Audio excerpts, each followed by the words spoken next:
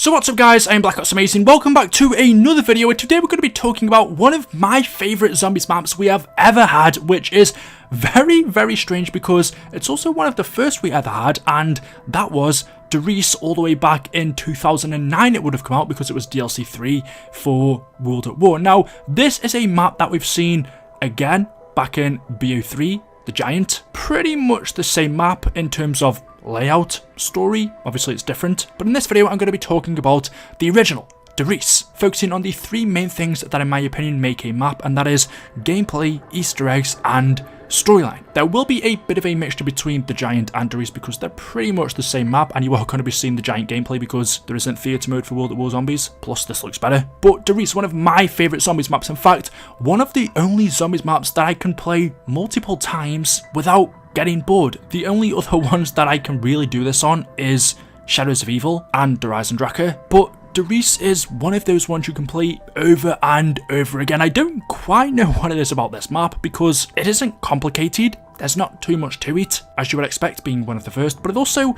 contains all of the essentials that you need for zombies. It's simple yet effective. And so let's get straight into it, starting off with the gameplay and take a look at what makes this map so good. So like all of the other zombies maps that came before, Nectar and Toten, Verrucht and Shinonuma, Doris was the last zombies map on World at War. Still, like those other maps, relatively simple, but it introduced some of the fundamentals in zombies that we still have to this day. The Pack-a-Punch machine. Doris was the first map that we had this on. I don't think you can imagine zombies nowadays without it, although it has become more complicated in terms of how we access it. In Doris it was pretty easy. All you had to do is link up all three teleporters on the map. Because this was back in 2009 and because it wasn't complicated, there was no need for YouTube tutorials back then, your friends having to tell you how to do it. I think everyone figured out themselves how to activate the Pack-a-Punch, and it was an absolute game changer. You can imagine before this, Shinonuma, Nacht and Verrucht, there was no way to upgrade your weapon, so when you got to those higher rounds, zombies became very difficult. And I'm also willing to bet that a lot of people didn't play Doris on World at War. You would have played it on Black Ops 1. The World at War version was a lot harder, I think, because of the swiping of the zombies. So the newly introduced Pack-a-Punch machine was muchly appreciated, even though I don't think the layout for Doris is that difficult compared to Verrucht, where it's a very tight map. Nacht, of course, is one of the smallest maps in zombies, whereas Doris, out of all of the bunch, had some of the best training areas, the starting room and the area right at the back near the teleporter, or people would just camp on the catwalk. There were multiple different ways to play this, and I do think because it was the easiest out of the bunch, some people would argue actually it was Shinonuma, but for the regular player it was probably Doris, and that was more than likely why it was so popular and still is, because it's a map that everyone can get into and play. But at the same time, it feels relaxing. Whereas again, Verrucht, you're on the edge of your seat. It's the same with Nacht and it can be with Shinonuma. With Doris, I feel I could sit back, put my headset on, chill, talk with my friends, and just play a game of zombies. And another reason as to why I think that was is because of the wonder weapon. One of the most iconic wonder weapons ever in zombies we got on this map, and that was the Wunderwaffe. We had also seen this on other maps, but I don't know, I feel it fits Doris perfectly. It's not the most overpowered wonder weapon. If you think of some of the ones we have nowadays, the Thunder Gun, the pre-patched Sliquifier, the Apothecon Servant, the Wunderwaffe for me doesn't come close, but it's still very good. It's still an insta-kill. It just depends how many zombies you have on the map, depends on, well, how effective it's going to be. And to go along with that, we had the Ray Gun. Those two combined, that's a force to be reckoned with. Following its claim to fame of being the map that innovated zombies, Doris also introduced teleporters, again another staple, although not the most useful. I think the best part about these was they were used to turn on the Pack-a-Punch. I'm going to be honest, I never really used them just because Doris was a pretty small map anyway, so actually teleporting around wasn't that much quicker than walking, and I never really found myself in a situation where I felt that trapped that I had to use a teleporter to escape the zombies. As I mentioned earlier, Doris is pretty friendly when it comes to training, but they were introduced in Doris nevertheless, and we've seen them ever since. And then the other aspect of gameplay I want to talk about was the boss, well, kind of, we'll just call him that, and that was the Hellhounds, an iconic enemy in zombies. And I think they fitted Doris perfectly because, as we'll talk about later on, the Hellhounds also have a massive role to play in the story, more so on this map than any other one. So there wasn't a better boss. And I also forgot about the electric traps, which again are very useful. When it comes to Easter eggs, because Derice was the early days of zombies, it didn't have as many that we have nowadays. Not talking about Vanguard zombies, but more BO4 and 3, or even 2. There were a few though, the first one being the normal musical Easter egg. There were these 3 jars that you had to find around the map, and when you do that, it activates one of the best songs we've ever had in zombies, Beauty of Annihilation. That's something I do pretty much every time I play Derice. There was also the main Easter eggs, again in quotation marks, because compared to a main quest nowadays in zombies, it's more like a side Easter egg, but it is the main quest on this map, and that is the fly trap. It's very easy to do. All you need is a pack-a-punched weapon, and then all you've got to do is shoot something outside of the map. This isn't a tutorial. Samantha will then talk to you, telling you she wants to play a game, and that game is hide and seek. What you've then got to do is find 2 teddy bears and a monkey bomb. They're in very easy locations around the map.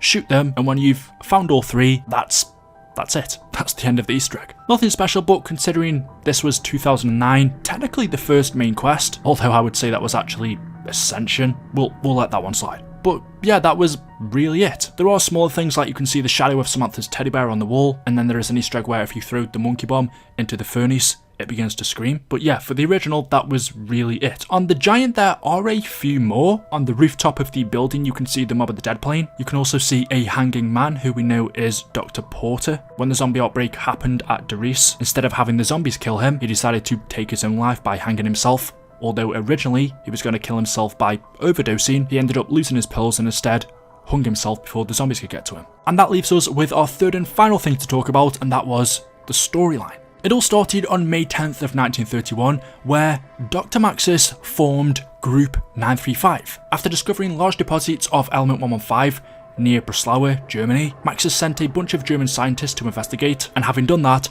that's when he set up Group 935, this group that was dedicated to studying the element. A few years later in 1936, Maxis then invited his friend Richtofen to join Group 935. Richtofen agreed, however, secretly acting on behalf of the Illuminati's interests after having joined that group a few years prior. A few more years then go by in 1939, where Maxis and Richtofen begin teleportation experiments. They begin teleporting different subjects, and when they do, they notice that their chemical composition is altered, leaving them catatonic and changed. Using element 115, Maxis and Richtofen manage to resurrect one of the teleported corpses for the first time.